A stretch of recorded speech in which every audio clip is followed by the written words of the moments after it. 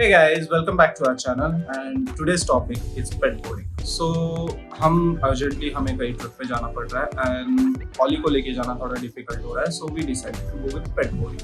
अब थाने में pet boarding के ऑप्शन बहुत सारे हैं, so हमने थोड़ी रिसर्च की and we decided to go with a pet ashram. And the reason that we decided to go with Pet Ashram is because both the co-founders, which is Nachiket Deshpande and Shweta, so both are quite educated in this field. So both of them have done MSc in clinical psychology and they have learned about animal assisted therapy as well.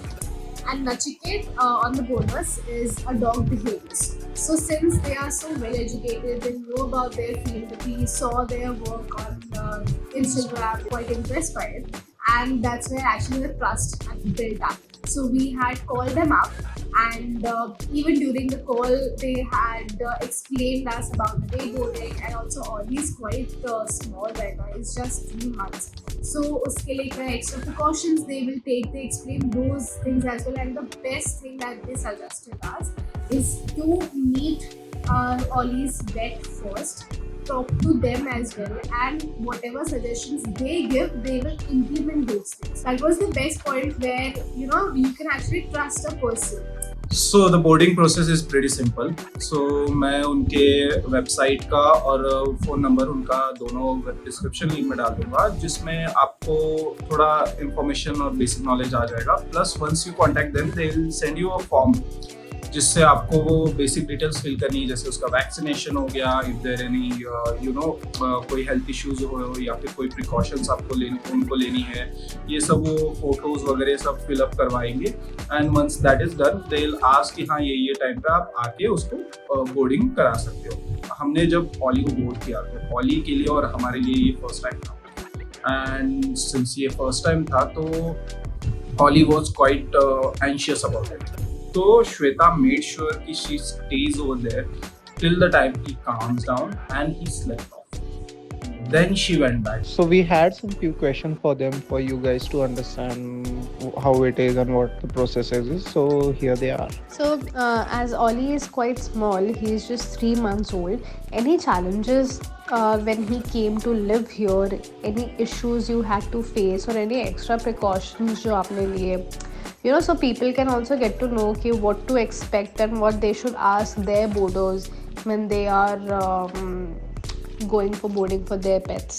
हमें क्या challenges आते हैं boarding में, तो being a puppy हमें थोड़ा isolate करना पड़ता है, या कोई बोर्डिंग में अगर पपी सेक्शन है तो उन्हें पपी सेक्शन में रखना पड़ता है, सो दैट बाकी डॉग से बहुत ज़्यादा इंटरेक्शन ना हो, क्योंकि वो गाइडेड इंटरेक्शन होना ज़रूरी होता है जब न्यूली वैक्सीनेटेड पपी है और वो वैक्सीनेशन भी वर्क कर रहा है.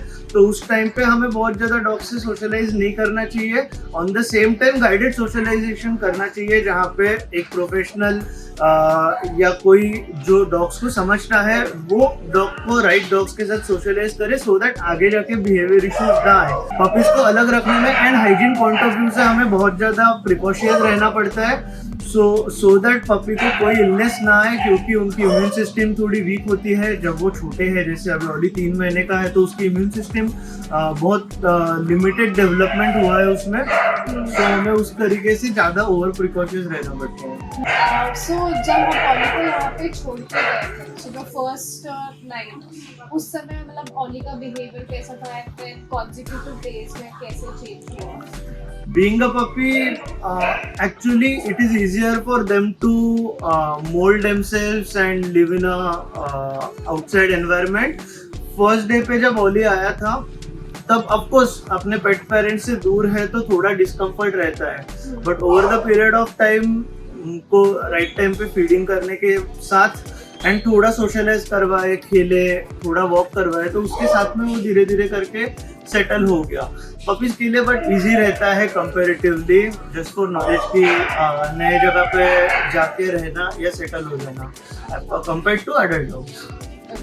So आप लोग का इंटरेक्शन कैसा था, लोग के साथ उसका बिहेवियर कैसा था? हमारे साथ उसका बिहेवियर बहुत अच्छा था. वो एकदम स्टार्टिंग से ही जेलस हो गया.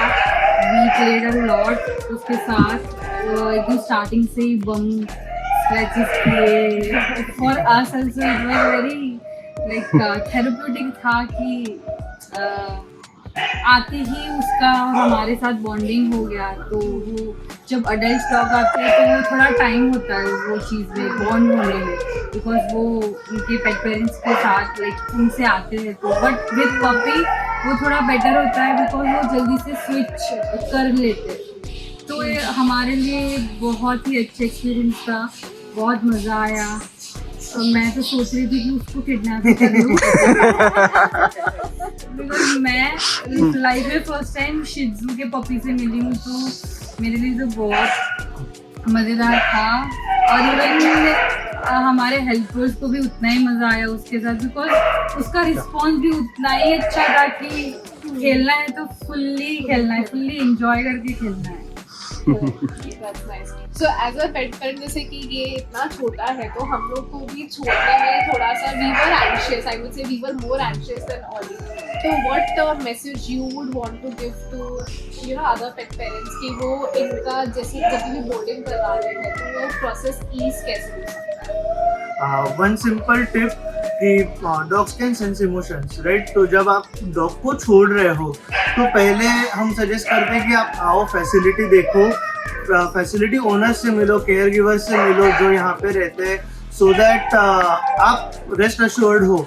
एंड फिर जब आप डॉग को छोड़ रहे हो तब एक न्यूट्रल इमोशन के साथ छोड़ना, क्योंकि डॉग्स हमारे इमोशन सेंस करते हैं। और अगर पेट पेरेंट बहुत ज़्यादा स्ट्रेस्ड है तो डॉग के लिए बहुत डिफिकल्ट हो जाता है कि वो एक नए जगह पे जाके नए लोगों को ट्रस्ट करें।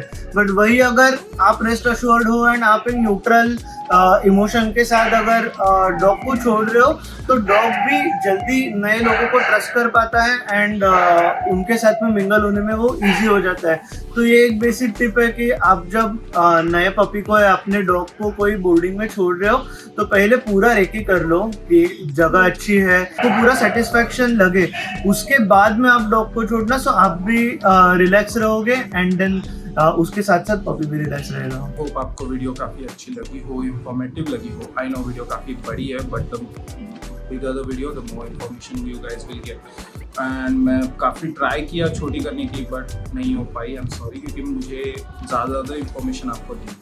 So जब आप डे बोर्डिंग से घर आते हैं and this was suggested by Nachiket and सदा एज वेल, कि जब आप घर आते हो तो उसे पेट वाइप से अच्छे से आप उसको क्लीन करो and in that process just check for ticks as well। हालांकि they had actually created a lot of precautions, उसको अलग से रखा था, उसको बाहर नहीं जाने दिया, दूसरे लोग से नहीं मिले, he was in the office area only since he is very small।